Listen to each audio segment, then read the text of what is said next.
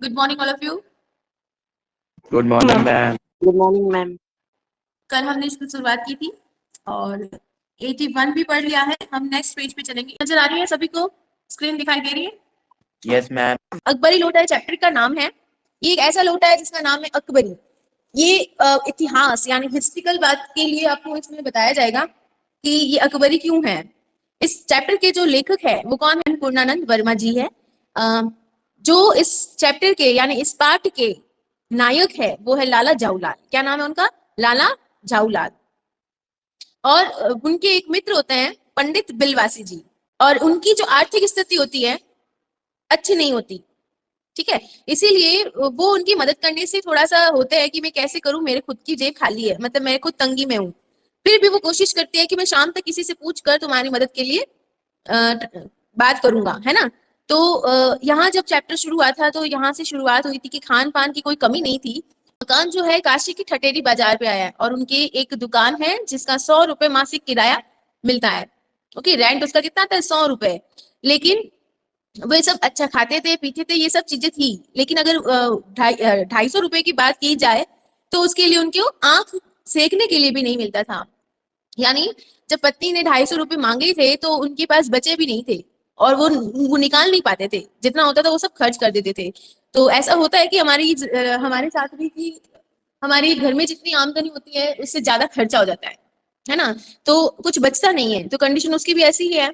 उसकी पत्नी उनसे 250 रुपए मांगती है और वो सकुचा जाता है, एकदम चौंक जाता है कि कैसे करूं। फिर वो बताती है कि मैं अपने भाई से मांग लूंगी। लेकिन उसका जो पति है झाऊलाल वो कहता है ऐसे कैसे तुम भाई से मांग लोगी, मैं तुम्हें दे दूंगा।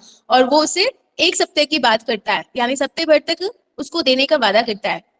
और यहाँ पर जो उसकी पत्नी होती है वो जानती है कि ये नहीं देने वाले, या कहाँ से लाएंगे। तो वो स्वभाव से अच्छी तरह से परिचित होती है। तो वो कहती है कि आपका इस सप्ताह का मतलब 7 दिन ही है ना, 7 वर्ष तक तो नहीं चला जाएगा। तो जाऊलाल कहते हैं नहीं नहीं, 7 दिन का ही है, मैं 7 दिन में तुम्हें 250 रुपए दे दूंगा। अब टेंशन में उनके 4 दिन तो यूं ही वेस्ट हो जाते हैं। मतलब ये सोचता है कि हाँ कर लूंगा कर लूंगा। फिर बाद में वो चिंतित होते हैं और वो अपनी पत्नी के बारे में सोचता है कि अगर मैं 250 रुपए नहीं लाया तो फिर क्या होगा, फिर तो मुझे अपनी पत्नी की डांट सुननी पड़ेगी। फिर डांट से याद है नहीं नहीं, उसको तो मेरी कारनामे की सारी बातें कहानियां पता है, इसलिए वो मुझे बहुत कुछ सुना चुकी है। तो उसको उसके सामने कल्पना में ध्यान में उस पत्नी का चेहरा आता है और वो सोचता है कि मतलब हंसी वाला चेहरा आता है और वो सोचता है कि वो पत्नी किस प्रकार से हंसेगी उसके ऊपर। तो ये उसको गंवारा नहीं था। तो वो बिलवासी जी के साथ पास जाता है, उनसे मांगता है। यहाँ पर खुद का मतलब वो पूरी तरह से खाली थी। कौन? बिलवासी जी।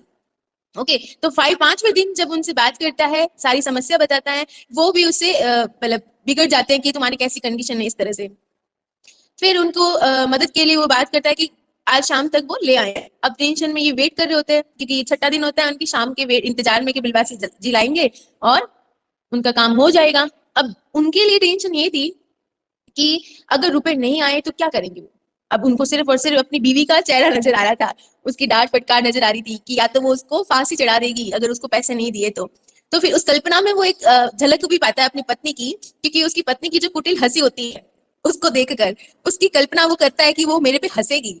इस प्रकार से सोचकर उसके पेट में दर्द होने लग जाता है, मतलब गुड़गुड़ सा होता है। अब आज शाम को वो पंडित जी का वो इंतजार कर रहे हैं लेकिन पंडित जी आ नहीं रहे हैं। उधेड़ बुन मतलब एक मुहावरा है, जैसे चिंता में वो परेशान हो रहे होते हैं और छत पर टहल रहे होते हैं। आप कर लो, स्टार्ट करो। इसी उदेर बुन में पड़े लाला जऊलाल छत पर टहल रहे थे। कुछ प्यास हाँ मालूम की उन्होंने नौकर को आवाज दी। नौकर नहीं था, खुद उनकी पत्नी पानी लेकर आई। हाँ, रुको। यहाँ देखो, उसका नौकर नीचे था और वो कहाँ पर टहल रहे थे? छत पर। उधेड़ बुन का अर्थ मैंने कि वो चिंतित थे कि रुपए का बंदोबस्त किया जाए। अब वो नौकर को क्यों आवाज लगा रहे? क्योंकि उनको प्यास लग गई थी। लेकिन नौकर तो आता नहीं है। कौन आता है उसके सामने? उसकी खुद की पत्नी आती है। क्या लेकर आती है? पानी। पानी। ठीक है। वह पानी तो जरूर लाई पर गिलास लाना भूल गई थी। केवल लोटे हाँ में पानी लिए ही वह प्रकट हुई। फिर लोटा भी संयोग से वह जो अपनी बढ़ेगी सूरत के कारण लाला जवाहरलाल को सदा से नाप सन था तो नया साल 2 साल का ही बना, पर कुछ ऐसी गड़न उस लोटे की थी कि उसका बाप डमरू माँ चिलम रही हो। हाँ, तो क्या कहा इधर देखना एक बार। जो जब वो पानी लेकर आती है तो ग्लास लाना भूल जाती है ना। तो अब उसको केवल लोटे में पानी लिए हुए वो प्रकट हो जाती है, सिर्फ लोटा हाथ में लेती है। और वो लोटा देखना कैसा होता है, आप चित्र में देख रहे हो ना यहाँ पर स्क्रीन पे।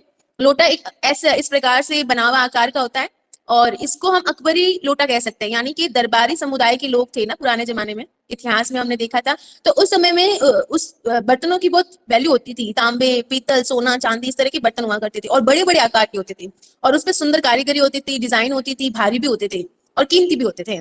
तो ये जो अच्छे अनमोल कीमती लोटे थे ना, वो आजकल अब नहीं मिलते, बहुत रेयर चांस होता है कि किन्हीं के संग्रहालय में ही मिलेंगे या किसी किसी के घर में संजो कर जो रखते हैं उन्हीं को मिलता है। तो वो उस लोटे में, मतलब अकबर के जमाने के जो लोटे हैं वहां उस लोटे में वो पानी लेकर आ जाती है। और बेढंग की सूरत के कारण लाला लाल को सदा से नापसंद था। कौन? लोटा पसंद बिल्कुल नहीं था, क्योंकि उसका जो आकार है ना वो कैसे था, बेढंगा सा था। उसके बाद ये भी कौन जुड़ रहा है, पुनीत मैं तो अपनी पूरी क्लास समय में। क्लास में नहीं है। हाँ हाँ। फिर क्या था, फिर था तो वो नया, वो लोटा जो था ना, था तो नया, साल 2 साल का ही बना होगा ऐसा अनुमान लगा रहे थे, लेकिन वो दिखने में जिस ढंग का था ना, जिस शेप का था, जैसे यहाँ देखो जो आकार दिख रहा है ना, ऊपर से पतला नीचे से मोटा, तो ऐसा लग रहा है कि उसकी माँ जो है वो कौन है, चिलम रही होगी। चिलम समझते हो, बीड़ी के समान या फिर यस सिगरेट मैम। के समान पतला सा होता है। तो उसकी माँ चिलम रही होगी और डमरू उसका पिता रहा होगा। तो डमरू की तरह वो शेप है और चिलम की तरह आगे का शेप है। तो इन दोनों के मिलने से ही इसका आकार बना होगा, यानी ये जो लोटा है ये इन दोनों के मेल से ही पैदा हुआ होगा। तो ये देखो लेखक जो है ना अपनी बात को समझाने के लिए कैसे उदाहरण दे रहा है, तो ये एक इंटरेस्टिंग है, यानी उनकी जो भाषा है ना वो रोचक है। ओके, फिर क्या था, पढ़ो। लाला ने लोटा ले लिया, बोला कुछ नहीं, अपनी पत्नी का अदब मानते थे। मानना ही चाहिए, इसको सभ्यता कहते हैं। जो पति अपनी पत्नी का ना हुआ वह पति कैसा। फिर यस, उन्होंने ये भी देखो सोचा कि क्या लोटे कहा, यानी कि वो अपनी पत्नी का अदब मानते थे। अदब मानते थे मतलब बहुत आदर सम्मान करते थे, रेस्पेक्ट करते थे, इसीलिए उन्होंने वो पानी ले लिया, है ना। इन दोनों के बीच की अंडरस्टैंडिंग बता रहे हैं कि कितना प्रेम भी था। जो पत्नी अपनी फिर पत्नी का ना हुआ। हाँ, फिर उन्होंने फिर उन्होंने ये भी सोचा कि लोटे में पानी दे, तब भी गनीमत है। अब अंगूर चू कर देता हूँ तो बाल्टी में भोजन मिलेगा, तब क्या गन्ना बाकी रह जाएगा। देखो इस लाइन का मीनिंग, मतलब समझे आप लोग। देखो क्या कहा है कि हर इसके इस जाऊलाल का कहने का मतलब है कि पत्नी के आगे तो हार माननी पड़ेगी, वरना और मुश्किलें झेलनी पड़ सकती है। यानी लेखक स्त्रियों की तथाकथित चिंतनीय अवस्था पर व्यंग्य कर रहा है। औरतों की जो कंडीशन होती है ना उस पे वो व्यंग्य कर रहा है, एक हंसी कह रहा है या उसके बारे में बात कर रहा है कि लाला जाऊलाल जो था अपनी पत्नी से गुस्से से डर कर उसी बेढंग लोटे में पानी पी लेता है, क्योंकि उसको पता है कि अगर ये पानी अभी नहीं पिया ना तो शायद अगली बार बाल्टी में भोजन मिलेगा। तो ऐसी कंडीशन उसके साथ ना हो, इसलिए वो चुपचाप उस लोटे से पानी पी लेता है। लाला अपना गुस्सा पीकर पानी पीने लगे। उस समय वे छत की मुंडिया के पास ही खड़े थे। जिन बुजुर्गों ने पानी पीने के संबंध में ये नियम बनाए थे कि खड़े खड़े पानी न पियो, सोते समय पानी न पियो, दौड़ने के बाद पानी न पियो, उन्हें पता यस, नहीं कभी ये भी नियम बनाए या नहीं कि छत की मुंडेर के पास खड़े होकर पानी न पियो। जान पड़ता है कि इस महत्वपूर्ण विषय पर उन लोगों ने कुछ नहीं कहा है। हाँ, क्या कहा पर यहाँ देखो कि जो बात ये कह रहे हैं कि पुराने समय में एक नियम बनाया गया था कि हमें खड़े होकर पानी नहीं पीना चाहिए ना, और ना ही सोते सोते पानी पीना चाहिए। हमें बैठकर सिट बैठकर, मतलब कोई भी चेयर पे या आंगन में बैठकर पानी पीना चाहिए, क्योंकि आपका जो सर्कुलेशन होता है पेट में, जो पाचन क्रिया होती है, जो पानी बॉडी में जाता है, तो वो आपकी सेहत के लिए अच्छा होता है, इसलिए खड़े होकर पानी नहीं पीना चाहिए। तो ये नियम तो उन्होंने बनाए थे, लेकिन शायद ये भूल गए थे कि आपको छत की मुंडेर, मुंडेर मतलब जो बाउंड्री होती है, जो ऊंचाई कम होती है, छत की जो दीवार होती है, तो वो ऊंचाई से थोड़ी सी कम होती है, तो उसको कहा गया है मुंडेर। तो वो नाला झाऊ लाल वो छत की मुंडेर पर टहल रहा था और वहीं खड़े होकर पानी पी रहा था, तो उसको ऐसा नहीं करना चाहिए। शायद ये संस्कार भी उसको नहीं मिला था, क्योंकि कभी इसके बारे में बात नहीं हुई थी कि छत की मुंडेर पे बैठो, तो इसीलिए वो ऐसा कर पड़ता है। हम्म लाला जवाहरलाल मुश्किल से दो एक घूंट पी पाए होंगे कि न जाने कैसे उनका हाथ हिल उठा और लोटा छूट गया। हम्म यहाँ क्या कहा है कि यहाँ लेखक ने लोटे के नीचे गिरने की घटना को बड़े रोचक यानी इंटरेस्टिंग तरीके से समझाना है, और हमें सुनते ही एक हंसी सी आ जाती है। साथ ही साथ नियम कायदे बनाने वाले पर भी व्यंग्य कसा गया है कि जो इन्होंने नियम बनाए वो सही ही बनाए हैं कि हमें इस तरह से खड़े होकर नहीं पीना चाहिए, वरना कभी भी कोई इंसिडेंट हो जाए तो किसी और को प्रॉब्लम हो सकती है। कि इसके नियम पानी पीने के बनाए तो मुंडेर के पास पानी न पीने के नियम बनाना कैसे रह गया। लोटे ने दाएं देखा ना बाएं, वह नीचे गली की ओर चल पड़ा। अपने वह में उल्का का लजाता हुआ वह आंखों से ओझल हो गया। ओझल हो गया, इसी जमाने आंखों में से ओझल होना अंडरलाइन करो, आंखों से ओझल होना दूर हो जाना। है ना। तो अब उस लोटे की बात हो रही है जो उसकी आंखों से धीरे धीरे दूर हो गया और नीचे जाके दिखाई नहीं। तो यहाँ आप एक नोट करना, उल्का वर्ड आया है, उल्का। उल्का क्या होता है, जैसे अंतरिक्ष में अभी बताऊंगी मैं। इसमें बताया है कि जितनी तेजी से एक टूटता हुआ तारा गिरता है, उल्का पिंड जो होता है ना, उसकी बात हो रही है कि जितनी तेजी से वो टूट कर गिरता है उससे भी अधिक ज्यादा तेजी से लोटा गिरा और अदृश्य हो गया, यानी ओझल हो गया। उल्का का उदाहरण क्यों दिया है, क्योंकि गुरुत्वाकर्षण जो बल था, वो एक साइंटिस्ट थे जिनका क्या नाम बताया है? न्यूटन न्यूटन यस, न्यूटन ने ये बात बताई थी कि जो चीज ऊपर की ओर से गिरती है वो सीधी भूमि पर आकर गिरती है। तो उसी का उदाहरण देकर ये समझा रहे कि वो लोटा भी जो था ऊपर छत की मुंडेर से गिरा, तो इसका मतलब वो नीचे ही गिरेगा। किसी जमाने में न्यूटन नाम की किसी खुराफाती ने पृथ्वी की आकर्षण शक्ति नाम की एक चीज इजाद की थी। आकर्षण शक्ति, आकर्षण शक्ति यानी कि धरती पर उस चीज से खिंचाव होता है, आकर्षण होता है, जिससे वो चीज हवा में नहीं रहती, नीचे गिर जाती है, यानी उस धरती पर खींची आ जाती है। तो ये किसके द्वारा है? न्यूटन वैज्ञानिक के द्वारा किया गया है। ठीक है, वो कौन थे? एक साइंटिस्ट थे, एक मनोवैज्ञानिक थे। पढ़ो। कहना न अपने होगा कि ये सारी शक्ति इस समय लोटे के पक्ष में थी। नीचे क्या कहा कि लेखक ने अपनी बड़ी ही कुशलता से लोटों की सहायता से हास्य विनोद यानी हंसी मजाक लाने की कोशिश की है कि लोटा गिरे और इस तरह से थोड़ी सी हंसी हो जाए। वे न्यूटन द्वारा खोजी गई पृथ्वी की आकर्षण शक्ति के को लोटे के गिरने का कारण बता रहे हैं कि लोटा क्यों गिरा, क्योंकि न्यूटन ने भी एक वैज्ञानिक थे और उन्होंने ये आविष्कार किया था, तो उसी वजह से वो लोटा गिर जाता है। लाला को काटो तो बंधन में खून नहीं, ऐसी हाँ, चलती हुई अंडरलाइन करो। गली में। काटो तो बदन में खून नहीं, ये इसका मुहावरे का अर्थ क्या है? डर जाना, यानी सहम जाना। काटो तो खून नहीं, कुछ भी परेशानी हो जाए फिर भी खून नहीं आ रहा है, क्योंकि वो दर्द अंदर सा महसूस होता है, दिखाई नहीं देना, इसीलिए हम कह सकते हैं कि सहम जाना। ऐसी चलती हुई गली में ऊंचे तिमचले से भरे हुए लोटे का गिरना हंसी खेल नहीं। ये लोटा न जाने किस अनधिकारी के झोपड़े पर काशीवास के संदेश लेकर पहुंचेगा। समझ आया कि क्या कहा इसने? काशी में वो रहता है तो बाकी के जितने भी लोग हैं उनको ये संदेश भेज देगा, क्योंकि ये जो घटना हुई है वो हर एक के पास तुरंत चली जाएगी, सबको पता चल जाएगा कि वो लोटा उनके हाथ से गिर गया है। और अगर किसी की मृत्यु हो गई तो फिर तो उसकी खैर नहीं है, इसीलिए वो और घबरा जाता है। तो यहाँ पर कहने का तात्पर्य यह है कि ऐसी राहगीरों से, राहगीर यानी जो रास्ते पर चलने वाले होते हैं, सड़कों पर चलने वाले होते हैं, उनसे भरी गली में तीसरी मंजिल से, यानी वो छत की तीसरी मंजिल पे खड़े थे। तो लोटा गिरना खतरनाक हो सकता है कि गली में कोई नीचे हो और उसके ऊपर लग जाए, तो यह लोटा किसी की क्या कर सकता है? असामयिक मृत्यु का कारण बन सकता है, और इसकी खबर अगर लोगों पर पड़ गई तो वो कोई भी इसको छोड़ेगा नहीं। कुछ हुआ भी ऐसा ही कि गली में जोर का हल्ला उठा। लाला जवाहरलाल जब तक दौड़ के नीचे उतरे तब तक एक भारी भीड़ उनके आंगन में घुस आई। लाला जवाहरलाल ने देखा कि इस भीड़ में प्रधान पात्र का एक अंग्रेज है जो नक सीख से भीगा हुआ है और जो अपने एक पैर को हाथ से फैलाता हुआ दूसरे पैर पर नाच रहा है। समझ आ रहा है ना?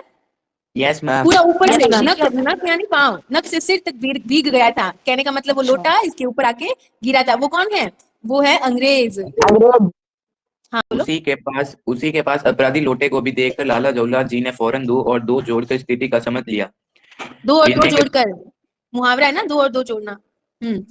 गिरने के पूर्व लोटा एक दुकान के साइबान से टकराया। वह टकराकर उस दुकान पर खड़े उस अंग्रेज को उसने संगोपांग स्नान कराया और फिर उसी के पूर्व पर आ गिरा।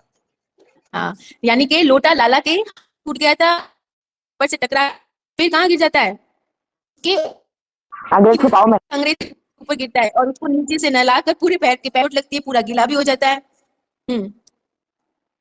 उस अंग्रेज को जब मालूम हुआ कि लाला जवाहरलाल ही उस लोटे के मालिक, तब उसने केवल एक काम किया, अपने मुंह को खोलकर खुला छोड़ दिया। लाला जवाहरलाल को इसको अंडरलाइन करो, खुला छोड़ दिया मतलब कि वो अंग्रेज अपनी भाषा में गालियां देने लगा। किसको? जैसे उसको पता चला कि ये ऊपर लाला जवाहरलाल थे, तो उसको पता चलते ही वो उसको गालियां देने लगा कि ये लोटा उसके द्वारा फेंका गया था या उसके हाथ से गया था। लाला जवाहरलाल को आज ये मालूम हुआ कि अंग्रेजी भाषा में गालियां का ऐसा प्रकांड कोश है। यानी गालियां बहुत ही खजाने के समान उनके पास भरी थी, अंग्रेजों के पास।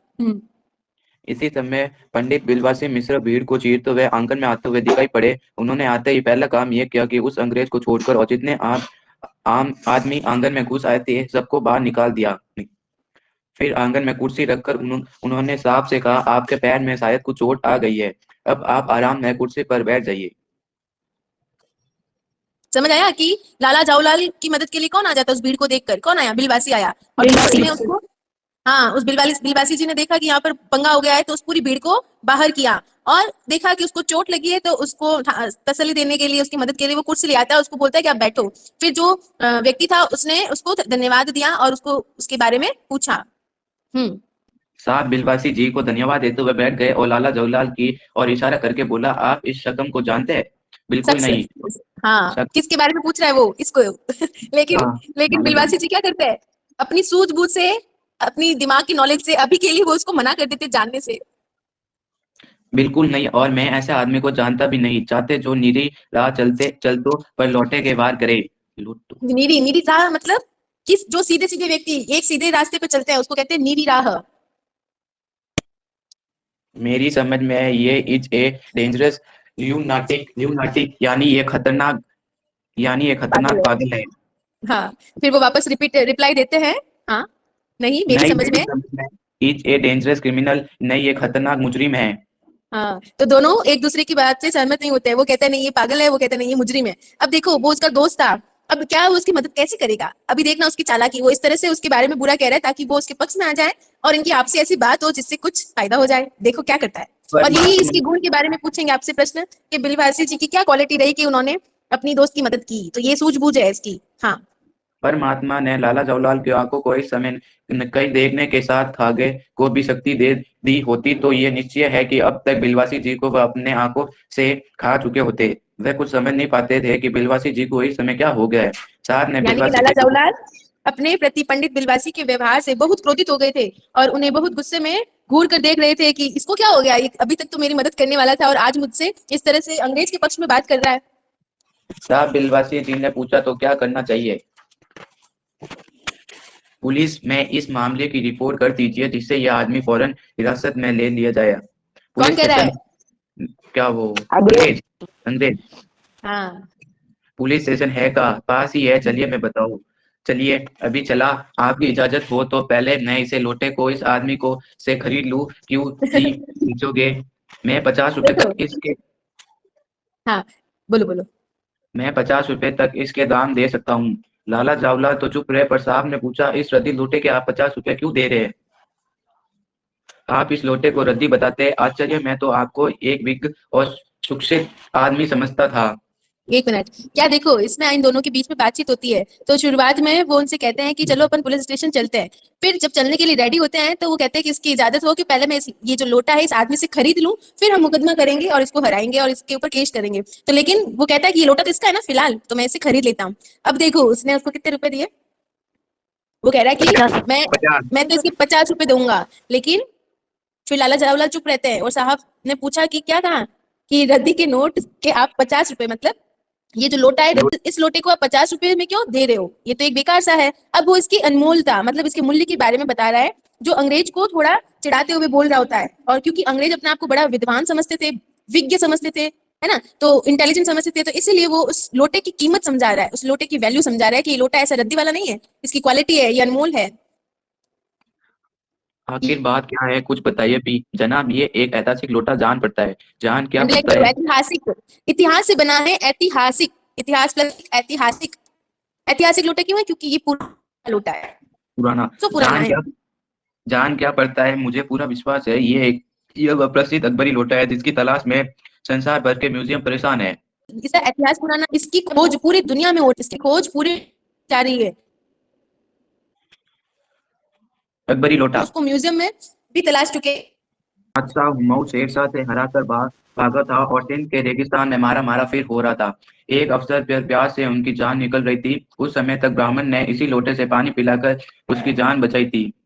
हुमायूं के बाद अकबर किसकी? ने उस ब्राह्मण किसकी?